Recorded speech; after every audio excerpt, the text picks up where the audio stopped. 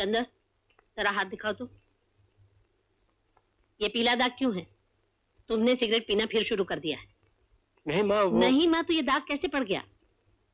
तुम्हें मालूम है कि सिगरेट पीना सेहत के लिए कितना खराब है।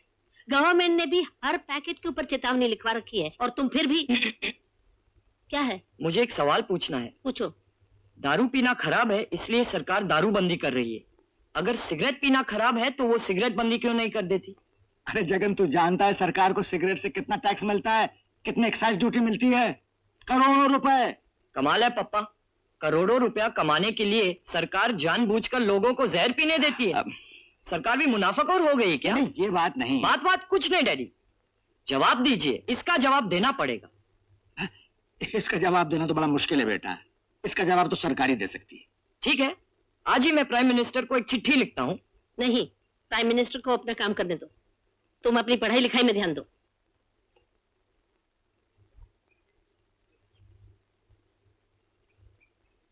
वाह Jagan, hats off to you यार, क्या सवाल पूछा है, कोई जवाब नहीं दे सका। सबके सब पॉलिटिशियन की तरह टाल के चले गए प्रॉब्लम को। फर्स्ट क्लास भाभी। Thank God. आइए, आपकी बारी है। कौन, मैं? जी हाँ, आपकी।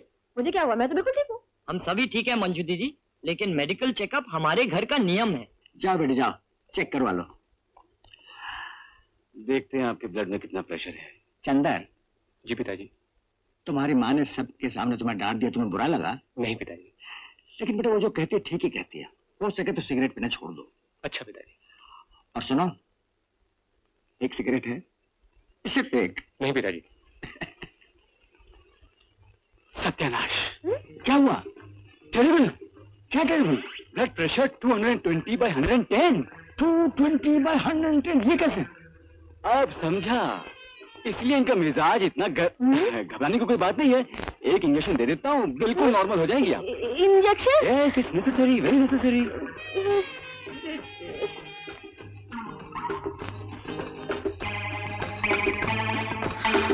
इतनी बड़ी सुई? हाँ, क्या करें, आपकी बीमारी भी तो इतनी बड़ी है।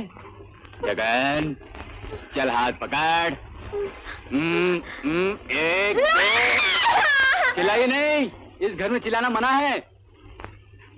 देवर जी, क्या सचमुच मंजू का प्रेशर इतना ज्यादा है? अरे नहीं भाभी, ये आपकी बहन है ना, बहुत पटर पटर करती है, इसलिए मैं उसे सबक सिखा रहा था। वो तो सुई देखते ही मैं समझ गया था, इससे तो घोड़ों को इंजेक्शन देते हैं। आंखों का डरा दिया बेचारी को। सुनिए, मैं क्या? जी मैं कुछ समझ नहीं पा रहा हूँ। ओहो, मैंने कहा कुछ समझ में नहीं आ रहा, जरा ऊंचा बोलिए ना। मालूम नहीं, इस घर में ऊंचा बोला मना है। इस घर में खुसर फुसर करना भी मना है, जो कहना ठीक से कहिए, समझी? इंदर, इतनी ऊंची आवाज में बातें क्यों कर रहे हो? जरा आहिस्ता बोलो, आजकल तुम्हें हो क्या गया है? यही तो मैं भी कह रही थी आंटी जी, लेकिन ये सुनते ही नहीं। सुनो, 4 अप्रैल को सबको इलाहाबाद पहुंचना है। तुम्हारी मौसी की चिट्ठी आई है, सुनीता की शादी है, छुट्टी के लिए दरख्वास्त दे दो और सबके लिए ट्रेन का रिजर्वेशन करा लो। लेकिन माँ, पिताजी के लिए सफर ठीक नहीं होगा, उनकी हार्ट की हालत। मैं जानती हूँ, हम दोनों नहीं जाएंगे, तुम सब जाने की तैयारी करो।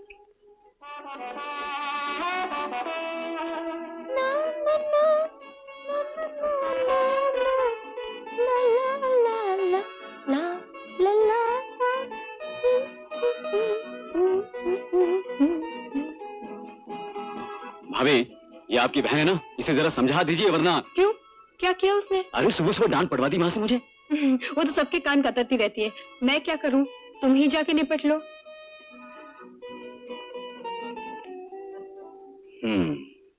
ठीक है।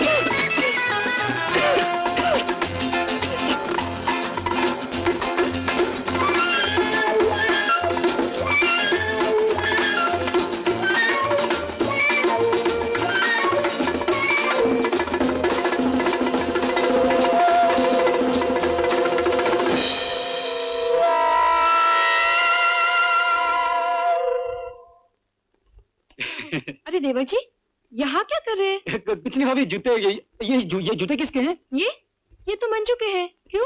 नहीं, बहुत अजीब किस्म के हैं, है ना? वो लड़की अजीब तरह की चीजें पसंद करती है।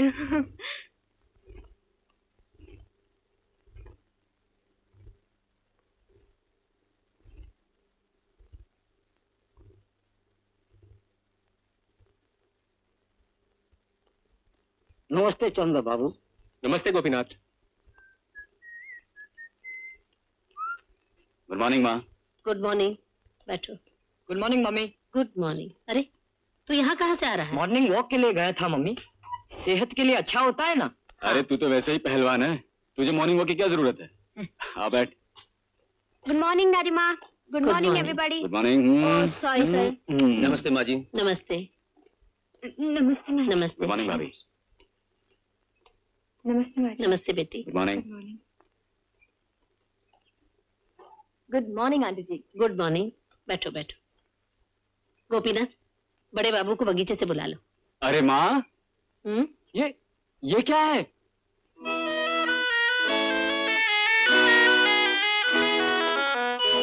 किसके हो सकते हैं? ये तो किसी जानवर के पैर का निशान लगता है। क्या? बिल्कुल लोमड़ी जैसे, लेकिन किसी लेडीज हाइल जूते के निशान भी हो सकते हैं। मगर इस घर में कोई हाइल पहनता ही नहीं भैया। हाँ। मंजू दीदी, जरा यहाँ आइए। मैं? हाँ, अपने जूते दिखाइए। देखो। अरे ये तो तुम्हारे ही जूते के निशान है। लेकिन मेरे जूते तो बिल्कुल साफ है, इसमें कीचड़ कहाँ लगा हुआ है? शायद सुबह आप गार्डन से यहाँ आई गई होंगी। जी नहीं, सुबह से पहली बार नीचे उतर के आई हूँ। तो शायद आपका जूता खुद ब खुद कीचड़ लगा के यहाँ वहाँ घूम रहा होगा। क्या मतलब? मतलब कुछ नहीं मंजू दीदी, जिसके जूते के निशान है उसे ही साफ करने पड़ेंगे। क्यों माँ, ये हमारे घर का कायदा है। अरे अजीब कायदा है। हम्म, ठीक है, अगर इस घर का यही कायदा है तो मैं साफ कर देती हूँ। गोपीनाथ, डस्टर लाओ। लाइए मुझे दीजिए, मैं साफ कर देता हूँ। क्यों? मुझ पर इतनी मेहरबानी क्यों? और फिर इस घर का कायदा कानून? Please please. इसलिए क्योंकि ये निशान मैंने बनाए थे। क्या? जी हाँ, आपको फंसाने के लिए। लाओ देवर जी, मैं साफ किए दे। नहीं बहू, ये इंदर को ही साफ करने दो। मुझे इस तरह के मजाक बिल्कुल पसंद नहीं। लाइए भाभी।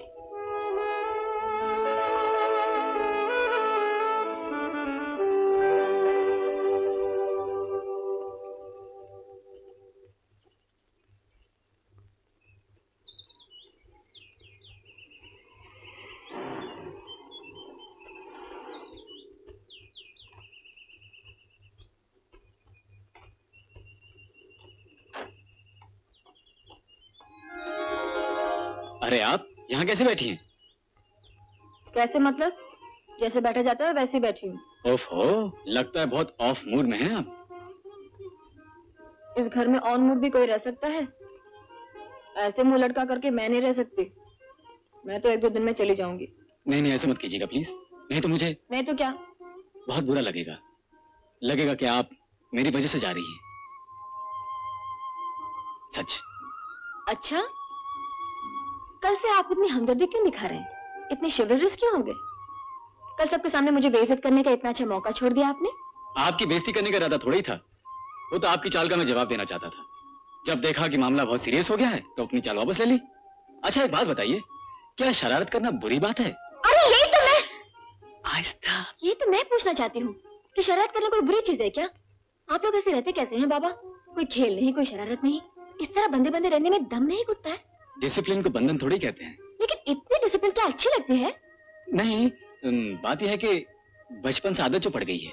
मुझे तो लगता है इस घर में सभी को आदत पड़ गई है। आप अगर साथ दें तो मैं आपको एक प्लान बताऊं। कैसा प्लान? आप किसी को बोलेंगे तो नहीं? नहीं। प्रॉमिस? प्रॉमिस। तो मिलाइए हाथ। तुम्हारे अंदर भैया कह रहे थे कि तुम्हें मॉडर्न म्यूजिक का बहुत शौक है। घबरा मत, मुझे भी है, लेकिन तुम तो सबके सामने सुन नहीं सकते। इस तरह चुपके चुपके म्यूजिक सुनना, इतना डिसिप्लिन, क्या तुम्हें अच्छा लगता है? अच्छा लगता है? क्या बताऊं मंजू दीदी, मैं तो आसमान में उड़ने वाली एक चिड़िया हूँ जो इस पिंजरे में बंद पड़ी है। कभी कभी जी चाहता है कि मैं इस कानून के पिंजरे को तोड़कर उड़ जाऊं।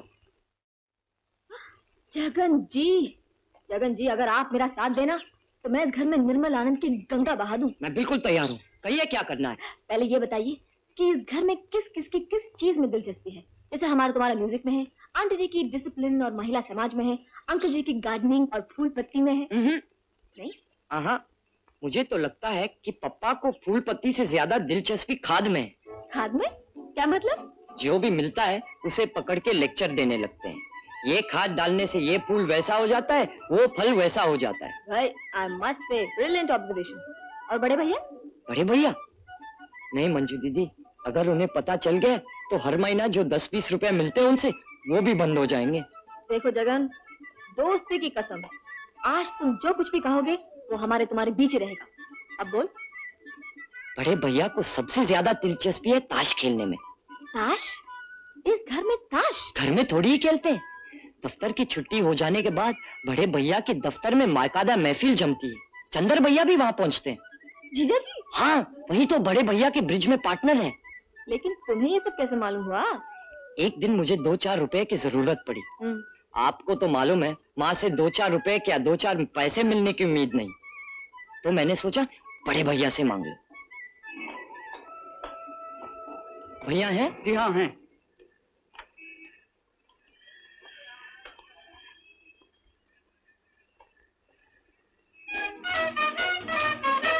एस। भैया?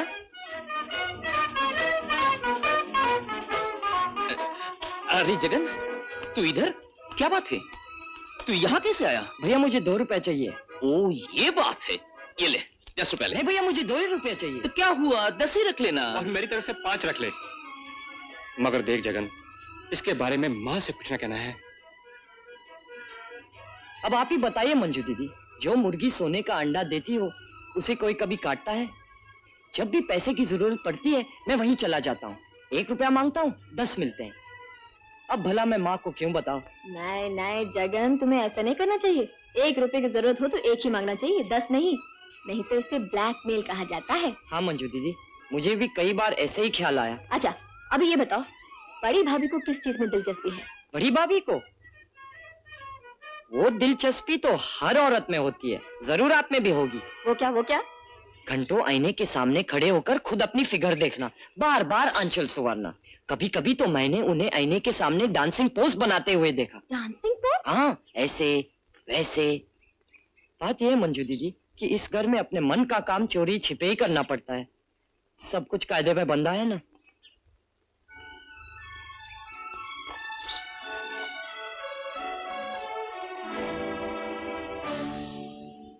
क्या सोच रही हैं आप? कायदा, हर चीज में कायदा।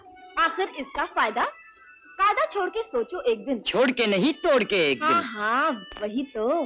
कायदा तोड़ के सोचो एक दिन, चांद निकलता नीचे से और मैदान पे रखा होता। जगन, समझ गए ना क्या करना है? बिल्कुल, चलिए तो सही। चलो।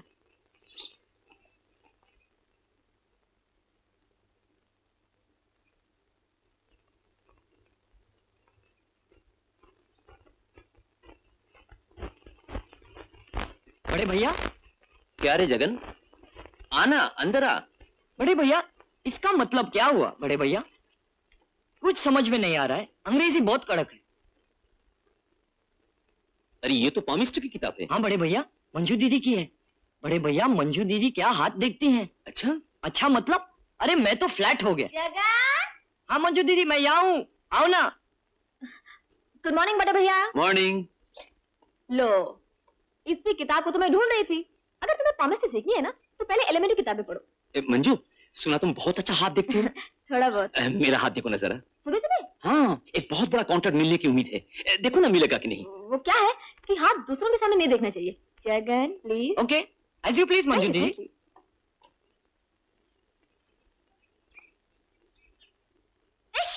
क्या हुआ? इतनी फैबुलस सनलाइन और आप बिजनेस में चले गए? आप तो स्पोर्ट्स में वर्ल्ड फेमस हो सकते थे। मंजू, तुम तो पकड़ी गई। क्यों? मैं तो बचपन में सिर्फ गिल्ली डंडा खेलता था। लाई फिर से लाई। ओहो, ये डबल लाइन ऑफ मार्स यहाँ आकर के कट गई, इसलिए तो। बड़े भैया, आप इंडोर स्पोर्ट्स में वर्ल्ड चैंपियन हो सकते थे। आप बिलियर्ड खेलते हैं? नहीं। नहीं? Table tennis? नहीं? तो शतरंज तो जरूर खेलते होंगे। नहीं। वो भी नहीं? लाइए। ओह, ताश। मेरा मतलब जुआ नहीं, जैसे कि ब्रिज। मंजू, तुम तो रियली ग्रेट हो। क्लब में सभी कहते हैं कि मैं और चंदर आसानी से नेशनल चैंपियन हो सकते हैं। अच्छा, देखा, मैंने कहा था ना। तो हो जाए एक दिन कंपटीशन, आप और जीजा जी, मैं और अंजू दीदी। तुम लोग भी ब्रिज खेलते हो क्या? हम लोग भी चैंपियन हैं भैया, मोहल्ले के। कहिए, चैलेंज एक्सेप्ट करते हैं? इस घर में ताश सैक्रिलेज, माँ को मालूम पड़ गया तो सत्यानाश। बड़े भैया, आप क्या समझते हैं कि ब्रिज जैसा महान दिमाग का खेल खेलना सच में जितना खराब है? आंटी जी को अच्छा नहीं लगता है तो उन्हें मालूम नहीं पड़ना चाहिए। हम उनका अपमान करने के लिए थोड़े खेलेंगे, हम तो सिर्फ निर्मल आनंद के लिए खेलेंगे। इसके बाद भी भैया, अगर आप कहेंगे कि आप नहीं खेलेंगे ना, तो मैं समझूंगी कि आप हारने के डर से नहीं खेल रहे हैं। ठीक है, कल संडे है, छुट्टी। माँ महिला केंद्र के काम पर चली जाएंगी, तब खेलूंगा। पर मंजू, ये बात हम चारों के सिवा और किसी को मालूम नहीं होनी चाहिए। ओके, मिलाइए हाथ।